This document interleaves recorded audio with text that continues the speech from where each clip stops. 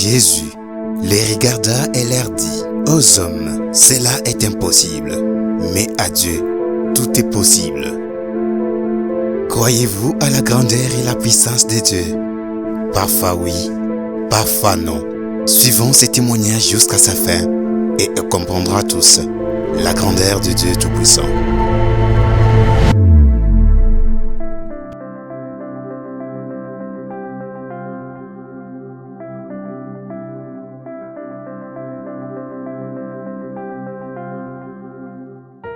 Shalom, shalom, chers frères et sœurs, bien-aimés dans le Seigneur, vous tous qui nous suivez, mesdames et messieurs, nous voulons partager un témoignage vif, un témoignage qui a en lui l'expression de l'action de grâce, parce qu'il y a eu la main invisible des dieux qui a pu agir, qui est intervenue, mais également ce témoignage est un message d'encouragement pour ceux qui traversent pareille situation.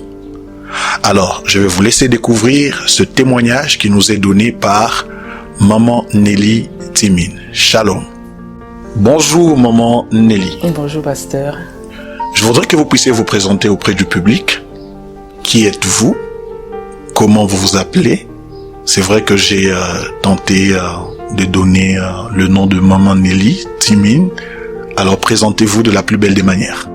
Je réponds au nom de Nelly Timine Chiaz. Je suis opératrice économique et puis chrétienne. Très bien. Et mariée et mère de 2 enfants. Waouh, gloire à Dieu. Alors, vous avez un témoignage, vous avez eu un parcours difficile, il faut le dire, surtout par rapport à la conception. Aujourd'hui, vous comptez 2 enfants. Il y a un témoignage que vous voulez partager avec nous à ce sujet. De quoi est-il exactement question? Merci pour la question, pasteur. En fait, pour faire simple, je dirais,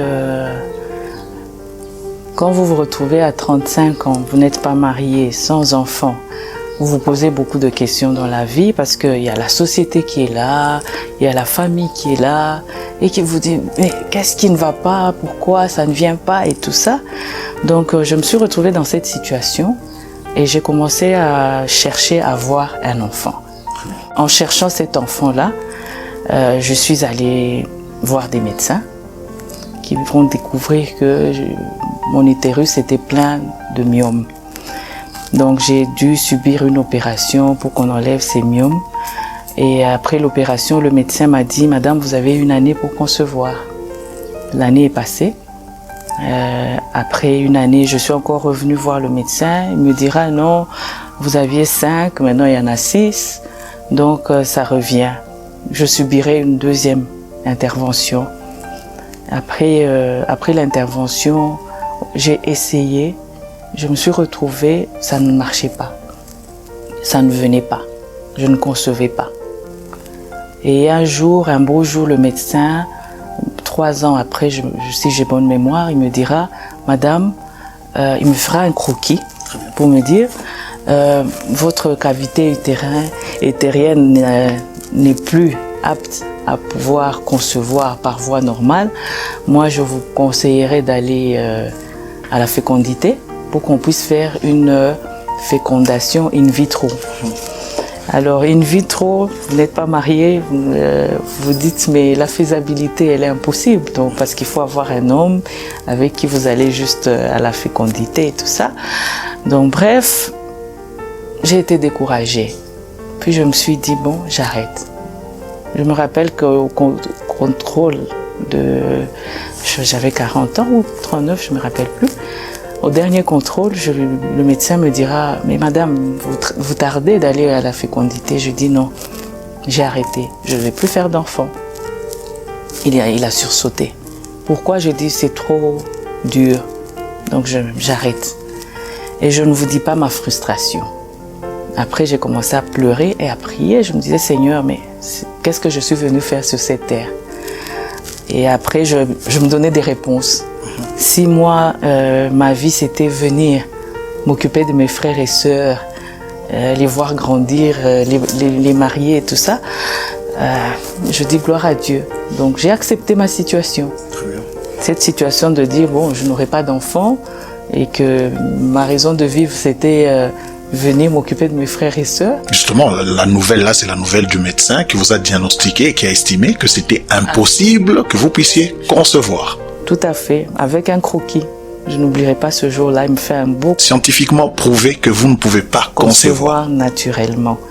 Alors, depuis ce jour-là, je me suis dit, bon, la vie est faite d'autres choses.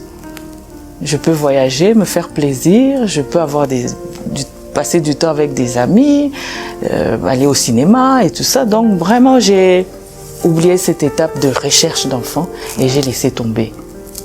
À ma grande surprise, comme le Seigneur fait les choses, il attend toujours que l'homme essaye. Quand toi, tu te rends compte que là, j'ai échoué, je suis arrivé à bout, c'est là que Dieu manifeste sa gloire. Amen. Je me rappelle du jour où j'avais des malaises, je me sentais pas bien. Ma sœur me dit, mais pourquoi tu fais pas un test de grossesse? Je lui dis, tu te moques de moi, tu sais ce que le médecin avait dit. Elle me dit, mais Dada, va chercher. Et elle achète un test de grossesse, elle vient, elle dépose sur la table au salon, et puis elle fouille. Je l'ai regardée, je dis, mais elle se moque de moi ou quoi? Parce que franchement, pour moi, je n'allais jamais avoir d'enfant. Parce que la science m'avait dit ça, et j'avais cru en cette science-là. Justement. Alors ce soir-là, je prends le test, je me dis, je perds rien. Et je le fais, il est positif, je n'en reviens pas. Je me dis, moi, enceinte, comment? Par quel miracle? Je vais à l'hôpital le lendemain, parce que je me dis, là, c'est un test avec les urines que j'allais faire avec le sang. Bref, je suis enceinte de ma première fille. Donc, avec tout ce qu'on m'avait dit, je me dis, non, je vais suivre des soins. Vraiment, je dois être suivie parce que c'est quand même une grossesse précieuse. Donc, je suis allée en Europe pour suivre les soins et on m'a vraiment suivie. C'était dur parce que psychologiquement, j'étais bloquée. Parce qu'on me disait, avec la présence des myomes, c'est possible que je puisse perdre cette grossesse-là. Wow. Parce qu'il n'y a pas d'espace pour l'enfant et pour les myomes. Donc, vraiment, c'était stressant. En même temps, voilà, vous faites un diabète de grossesse. Donc, vraiment, une grossesse difficile. Mais le Seigneur s'est glorifié. J'ai eu mon premier enfant, une petite fille. Gloire à Dieu. Et après un mois après l'accouchement, je vais voir le médecin pour le contrôle. Il me dit, mais madame, vous voulez me dire, parce que j'avais changé de gynécologue, et il me dit, mais madame, vous avez accouché dans cette cavité utérine où c'est plein de myomes. Vous avez vraiment un miracle. Donc depuis lors, j'appelle Keira, ma fille, mon petit miracle. Gloire à Dieu. Parce Gloire que à Dieu. humainement, même scientifiquement, c'était impossible que je puisse concevoir, non seulement concevoir, mais que la grossesse aille jusqu'au bout. Wow. Wow. J'ai eu ma fille à 42 ans. Wow, 42 ans. 42 ans. J'ai eu ma fille. Votre première fille. À 42 ans. Et c'est pour vous dire qu'il n'est jamais trop tard. Amen. Dieu fait les choses en son temps. Amen. Après ça, pour moi, j'ai ma fille, j'ai accouché. C'est tout. On peut tout enlever, on peut tout faire. C'est déjà mon miracle. Justement. Donc, je n'espérais vraiment pas, je n'y pensais même pas d'avoir un autre enfant. À ma grande surprise, un autre jour des malaises, je fais le test positif. Vous êtes enceinte. Je me dis, mais c'est pas possible. Wow. Wow. C'est pas possible. Même scénario, donc suivi, diabète. Et entre les deux, ce que je n'ai pas dit, c'est que après la naissance de Keira, j'étais à 6 myomes avant la grossesse, pendant la grossesse, et un mois après la naissance de Keira, je vais pour le contrôle, on me compte 12 myomes. Wow. Je me vois encore sur le lit. Ça veut dire que les conditions durcissent. Imaginez-vous. L'impossibilité se confirme davantage. Tel qu'avant que je ne conçoive, quand on comptait les myomes, ça me stressait. Mais après la naissance de Keira, quand on a commencé à compter, on arrive à 6. Je savais que j'en avais 6. Oui. Mais quand on dit 7, 8, 9, qu'est-ce que je me foutais? Je disais, elle peut en compter même 20 j'ai déjà mon bébé, le reste, je m'en fous. Donc j'ai eu, après la naissance de Keira, 12 myomes. Donc pour moi, c'est vraiment impossible parce que les conditions ont encore durci, comme vous dites. Alors quand on me dit vous êtes enceinte, je me vois déjà dans la même histoire en me disant je peux arriver à 3 mois, 4 mois et puis je perds la grossesse parce qu'il n'y a pas de l'espace. Mais le Seigneur est merveilleux. Wow, le Seigneur est bon. Le Seigneur m'aime. Le Seigneur me connaît. Il a permis que je puisse encore tenir entre mes bras un beau garçon qu'on a appelé Joad. Et j'appelle Joad Matabishi. Donc j'ai un miracle, j'ai un Matabishi du Seigneur. Un surplus de... Alors, est-ce que en dehors de l'effet myome, alors que vous étiez encore enceinte, est-ce qu'il y a eu un autre phénomène bizarre qui s'est passé lors d'un contrôle, soit sur l'enfant, soit sur vous-même? Ah oui. En fait, pendant la grossesse de Joad, de mon deuxième enfant, on a fait un test qui est normal en Europe. Je pense qu'ici aussi on le fait. C'est un test de trisomie 21. C'est pour voir si le bébé est en forme, il n'a pas d'anomalie.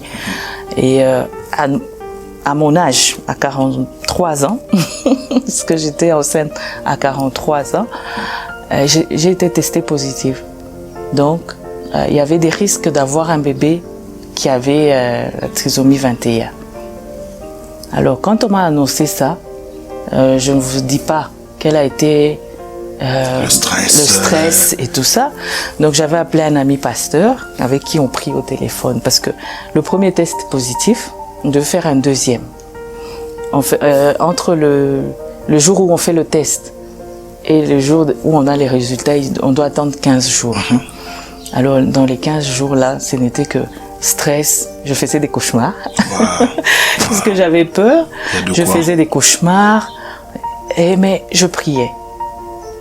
Et mon ami me soutenait dans la prière, au téléphone. Il me disait, mon ami, il ne faut jamais oublier que la bénédiction de l'Éternel ne s'accompagne d'aucun chagrin. Si Dieu te bénit, cet enfant sera en bonne santé. Amen. Et nous devons implorer le Seigneur pour que cet enfant soit en bonne santé. Amen. Alors, 15 jours de prière, 15 jours de stress, 15 jours où on a fait des déclarations de foi et le Seigneur s'est glorifié. Après, les résultats étaient négatifs. Donc, nous avons béni le Seigneur pour cela. Gloire à Dieu. Alors, quel est le message clé que vous pouvez donner à tous ceux qui nous suivent? Il y en a qui, à cause de la foi, estiment qu'ils ne peuvent pas justement consulter les médecins, ou il y en a qui ont déjà les résultats du médecin, le diagnostic du médecin, qui s'avère être un diagnostic négatif, c'est-à-dire qui ne nourrit pas l'espoir que demain après-demain ils pourront concevoir. Ils ont peut-être un problème des myomes ou un autre problème de n'importe quelle nature. Mais quel est le message que vous pouvez donner à celle qui a connu peut-être la même situation que vous, qui a avancé en âge, celle qui ne croit pas qu'il faut voir plutôt les médecins ou consulter les hommes des sciences? Quel est le message clé que vous pouvez apporter à toutes ces femmes qui se retrouvent presque dans les mêmes conditions? Mon message est simple. Mon message, premièrement, c'est qu'il faut avoir une relation personnelle avec son Dieu. Amen. Il faut faire de Dieu, pas faire de Dieu, Dieu est notre Père. Amen. Et ça, je dis toujours, papa, tu es un Dieu responsable. Amen. Et un père ne peut pas vouloir quelque chose de mal à ses enfants. Amen. Mais sans pour autant vous arrêter, est-ce que vous aviez une prophétie du genre, voici, vous êtes dans telle condition, et puis quelque chose de pareil arriverait, où vous étiez sans prophétie, mais vous avez vécu le miracle? Non, en fait, pendant que vous parlez de prophétie, personnellement, je ne suis pas trop prophétie. Je crois en la prophétie, mais j'aime pas ces histoires de prophètes, des ceci. Mais je me rappelle qu'il y a plus de 30 ans, on était encore à Viens-et-Voix, il y a un prophète qui avait prophétisé sur moi en disant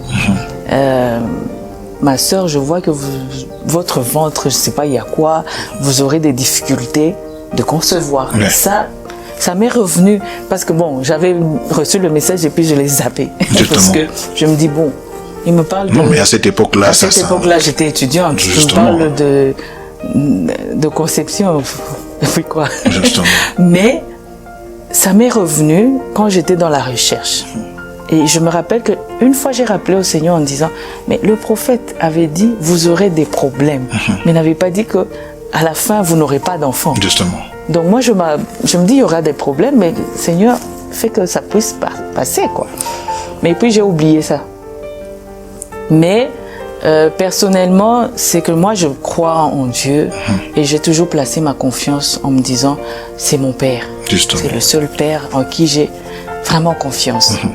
Alors, c'est vraiment le secret, mon secret à moi. Donc, chacun peut avoir sa relation avec Dieu, avec, comment vous dites, sa communion avec Dieu. Dieu voilà. Donc, pour moi, j'ai une relation avec Et cette Dieu. relation a payé. Et cette relation a payé. Jamais, jamais se décourager. Mais est-ce que parce que vous croyez que vous avez arrêté de fréquenter les médecins? Non, non. Moi, je me dis, les médecins, c'est Dieu qui leur donne l'intelligence de découvrir ça. Amen. Donc, la médecine est là aussi, il faut y croire. Amen. Il faut aller vers les médecins. Amen. Parce que là où l'homme échoue, c'est là où Dieu intervient. Amen. Donc, là où l'homme peut faire, pourquoi vous demandez à Dieu de... Il est là, il le fait. Donc il a donné la foi ne nous soustrait pas de la médecine ou de la science? Non, pas du tout. Pas du tout. Avez-vous un ajout à apporter sur tout ce que vous avez dit comme message? Non, surtout ce que j'ai dit, c'est qu'il ne faut jamais se décourager. Amen. 45 ans, 40 ans, 50 ans, c'est les hommes qui comptent. Justement. Mais Dieu a sa façon de compter. J'aime un truc qu'on dit en Chilubama Kumianzambi, le calcul de Dieu. Ah, le calcul de Dieu.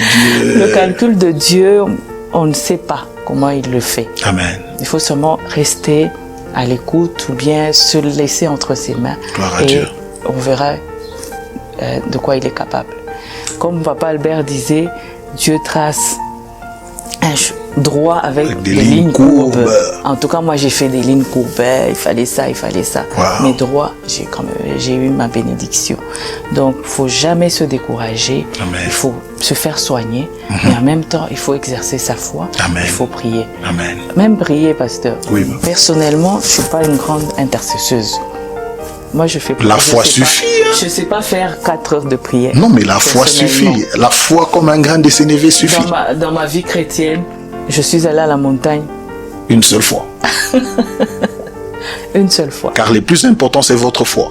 Moi, c'est ma foi. Amen. Et non seulement la foi, le cœur. Le cœur. En fait, je ne me jette pas des fleurs, mais je me dis un bon cœur aussi. Ouais. Le Seigneur aime ça. Amen. C'est ça la vraie vie, la vraie communion. C'est justement... Non, mais c'est ça la vie pratique. J'ai toujours souhaité ce qu'il y a de bon aux autres. Oui. Et je crois que c'est ça que le Seigneur me rend, en fait. Amen. Je me rappelle pour Keira, ça je crois que je l'avais témoigné à l'Action de Grâce. J'ai un couple ami. Ils ont fait 8 ans de mariage. Ils n'avaient jamais eu d'enfant. Et je priais pour eux, en cachette. Mais, vous savez, c'est délicat ces histoires-là. De dire à un ami, non, mais qu'est-ce qui ne va pas avec ta femme? Bon, c'est le mari qui était mon ami. J'ai dit, mais ta femme, c'est difficile d'en parler. C'est embarrassant d'ailleurs quand on reçoit une telle question et qu'on traverse un temps difficile. Quand je suis allée, j'ai eu ma première intervention myomectomie. J'ai dit à mon ami, voilà, j'ai rencontré un médecin qui s'occupe des femmes qui ont des difficultés de conception. Je viens de subir une opération, allez le voir. C'était vraiment ma façon de leur dire, allez les voir. Moi, c'était en Belgique et ils sont allés en Suisse et ils ne m'ont pas dit. Donc, ils avaient suivi quand même le conseil, mais ils sont allés voir un médecin en Europe. Et 8 ans après, la femme a conçu. Oh, Dieu. Je me rappelle ce jour-là, il m'appelle. Non, il m'envoie la photo de sa femme. Je regarde la photo, je me dis, bon, mon ami adore sa femme, donc il aime bien partager les photos de sa femme. 2 jours après, il m'appelle, il me dit, mais Asso, je t'envoie la photo, tu n'as pas réagi. C'est vrai que j'étais embrouillée, travaillée et tout ça. Je dis, mais j'ai vu la photo, elle est embellie. Hein? Et il dit, non, tu n'as pas vu ce que je voulais, que tu puisses voir. J'ai dit, quoi? Il dit, regarde bien la photo. Et je pense que j'avais déjà effacé la photo. Wow. Alors il me dit, tu n'as pas bien regardé la photo, c'est pour ça que je t'appelle. Et il m'avait appelé à 21h. J'avais trouvé anormal parce que c'était tard, c'est pas des... Dans ses habitudes. Je dis, qu'est-ce que j'étais censée voir? Il dit, si tu avais bien regardé la photo, tu allais voir. Là, il y a un déclic dans ma tête. Je dis, ne me dis pas ça. Il dit, oui. Je crie, je dis, gloire à Dieu. Gloire à Dieu. Je me mets à pleurer. Je pleure au téléphone. Il me dit, mais si toi, sa femme qui était à côté dit, mais si toi tu pleures, nous on fait quoi? Wow. J'ai pleuré. Ils ont dû couper. Il dit, le temps que tu puisses te ressaisir, oui. On te rappelle dans 30 minutes. C'est comme ça que 30 minutes après, il me rappelle. Ça m'a marqué. Pourquoi? Quand il me rappelle, il me raconte, ils avaient été voir le médecin, voilà. Je dis, de ce pas, allez-y, allez en Europe, qu'on puisse suivre de près, parce que nous, Bref, ils ont eu leur garçon, un petit garçon. Et moi, en fait, quand je vois, entre le jour où ils m'ont annoncé, la joie que j'avais manifestée. Justement. Il s'est passé 3 mois, j'ai aussi conçu. Gloire à Dieu. Je me dis, Dieu, quand tu te réjouis de la bénédiction de l'autre, Dieu fait l'appareil aussi. Non, mais c'est un principe biblique. Si vous êtes fidèle à ce qui est à autrui, Dieu vous donnera ce qui est à vous. Et personnellement, Dieu n'arrête pas de m'épater. Gloire à Dieu. Honnêtement. J'aime la chanson, il dit « Surpris, Jésus m'a surpris. » Agréablement. J'ai pas arrêté de chanter cette chanson durant ma grossesse. Parce que vraiment, Jésus m'a agréablement surpris. Amen. Et c'est pas arrêté là pour rendre les choses encore plus bonnes. C'est qu'après la naissance de Joad, je vais encore pour le contrôle. Il y a comme des complications. Et puis on me sort une histoire. Non, madame, vous avez 2 utérus. Waouh! 2 utérus. Je n'en revenais pas. Je dis, mais le jour qu'on m'a opéré, une première fois, deuxième fois, j'ai eu mes enfants par césarienne. Les 2 césariennes. Ça veut dire le médecin pouvait voir qu'il y avait 2 utérus. Mais qu'est-ce qui s'est-il passé pour que toutes ces interventions n'ont pas montré cela? C'est après, je me dis, moi, mon Dieu à moi, j'avais un utérus qui ne fonctionnait pas. Il a créé un autre utérus pour me donner mes enfants. Wow. Après, il s'est glorifié. Et voulant se glorifier, il montre ça à la fin. Amen. Amen. Certainement, il y a des choses qui échappent à la science humaine. Dieu épuise l'intelligence de nos médecins et puis il se révèle dans sa grandeur. Il en est le créateur. Alors, ça a été très édifiant d'entendre ce beau témoignage. J'ose croire que tous ceux qui traversent pareille situation peuvent conclure que rien n'est impossible à Dieu. Amen. Quoique le diagnostic de médecin puisse donner un résultat négatif, ne perdez pas espoir. Il y a un Dieu qui existe, qui est capable de créer un autre utérus, qui est capable de changer la donne et même de surprendre le médecin. Nous avons été richement bénis par votre témoignage. Que mon Dieu vous bénisse abondamment. Nous croyons que demain après-demain, il y aura un autre témoignage. Qui sait si ça sera toujours dans les domaines de la maternité ou dans d'autres domaines de la vie. On a été richement bénis et édifiés. Donc ceux qui voulaient divorcer parce qu'ils n'avaient pas d'enfants, arrêtent ce projet macabre. Que ceux qui voulaient se pendre, ou celles qui voulaient se pendre parce que le médecin a dit, arrête de procéder de la sorte. Vous avez déprimé assez, c'est assez. Tournez-vous vers le Seigneur. Amen. Le Dieu de maman Nelly est vivant. Il a agi dans la Bible avec Sarah. Il a agi avec Anne. Aujourd'hui, c'est maman Nelly. Ouais. Et vous serez le prochain ou la prochaine à témoigner. Que mon Dieu vous bénisse abondamment. Shalom. Amen.